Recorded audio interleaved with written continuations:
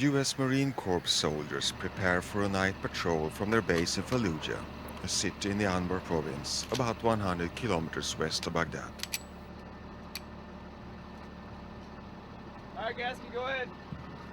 A few years ago, this was one of the most dangerous places in Iraq, controlled by Al-Qaeda and other resistance groups who carried out attacks and rigged bombs along the roads.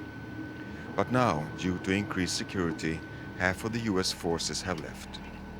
The patrol exits the vehicles, which are new and have been built especially to withstand explosions. They have reached a checkpoint manned by Iraqis belonging to Sons of Iraq, a volunteer corps who turn against the insurgent groups and instead cooperate with government and US forces, who they earlier saw as the foremost enemies. بعدين من شفنا الإرهاب انتقل من أفغانستان ودول مجاورة علينا وشكل علينا خطر وقمنا نستعين بالأمريكي أو القوات الجاية من الخارج لطردهم فلذلك اشتغلنا سوية ونحاول نطردهم. The checkpoint is at the entrance to Fallujah, and all cars entering are thoroughly searched for weapons or explosives. The people here in Anbar are mostly Sunni Muslims, but after having been intimidated and terrorized by the insurgents, the sheikhs, the leaders of the influential tribes, urged their members to join the volunteer corps Sons of Iraq to expel the Al-Qaeda movement. Today it is said to be almost non-existent in the province. The SOIs have helped out tremendously. These guys, they give us critical intel when somebody's coming through that shouldn't be here. They stop people from doing things. The different volunteer corps in Iraq numbers more than 100,000 men, but their fighting strength can be questioned. Many are young, previously unemployed. They have to provide weapons by themselves, and after a few weeks of training, the US military pays a salary of less than a few $100s a month, not enough to survive upon. The aim is that the corps shall be disbanded by October this year, and that the volunteers will join the ordinary security forces. والله الامريكان بس يريد الامان ويثبتونا بالشرطه وهذه حتى نثبت ثابتين ضد الارهاب. But only 1/5 of the Sons of Iraq will receive employment as military or police. The Iraqi government, now dominated by Shia-affiliated parties, looks suspiciously at the Sunni-dominated movement, who is said to have ambitions to develop into a political movement in the forthcoming local elections. The risk of escalating sectarian tensions is high. There is the potential for a conflict between these official forces will remain there. Therefore, it's a risk by the United States to support a militia against another militia. They play with the sectarian division, with the Shiite card against the Sunnite card. Now they play with the Sunnite card against the Shiite card. Al-Quds Center is an independent research institute in Amman, Jordan. But its director also sees development towards stronger national unity in Iraq. In Iraq, for example, the last surveys and polls shows that the Iraqi identity is emerging. People fed up with religions, with tribes, with these conflicts. At an Iraqi army base in Fallujah, the day normally starts with physical exercise. Increased security, generally all over Iraq, has meant increased time and possibilities to strengthen Iraqi security forces, who now are in charge of 9 out of Iraq's 18 provinces.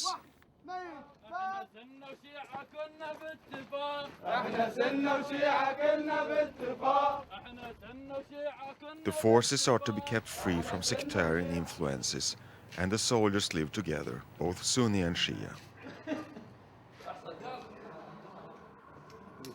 Today they receive training on the US M16 automatic gun, which later will replace their old Kalashnikovs.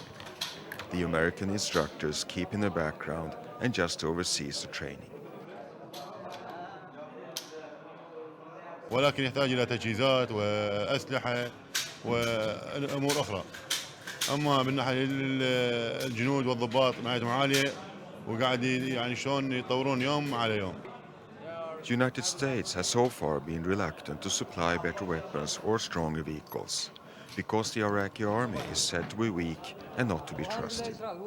At several occasions during fights with militia groups, Iraqi forces have deserted, as now in February during the fights in South Iraq. Many think US forces are needed here for a long time to come. والله الوضع ما يأمن كلش. يصير من الوضع مو كلش صار أمان بالعراق. شوي استخربط.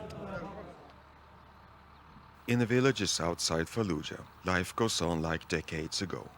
Still, more than 5 years after the invasion, hardly any improvements have come here.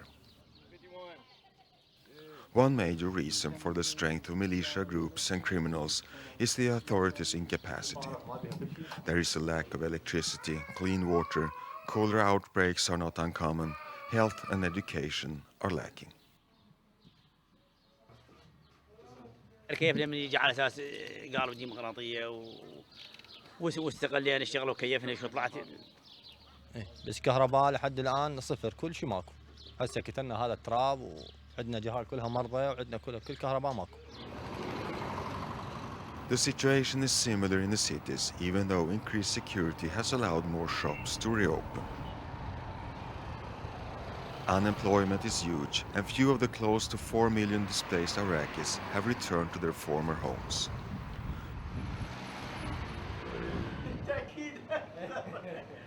Munaf al-Obeidi owns a small restaurant in Baghdad, and several of his relatives work here, also his nephew. Education is not a priority when a whole family is to be supported.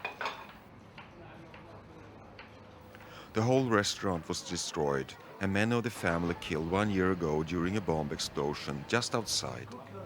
Munaf thinks that lack of hope for the future and economic desperation makes the terror continue.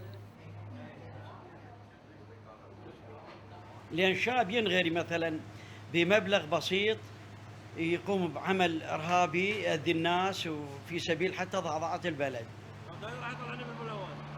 Increased prices have made the situation worse, but on the other hand, at the gas stations, there are no more queues. بلا ما انام بشارع 3 ايام 4 ايام. ليش ينام بالشارع؟ توفر الحمد لله والشكر. قاعد اكو بنزين مو ماكو بنزين. Public works hardly functions. A leakage in the municipality pipe has stopped drinking water to the houses. The authorities have no ability to repair the damage, so the people here have to fix it themselves.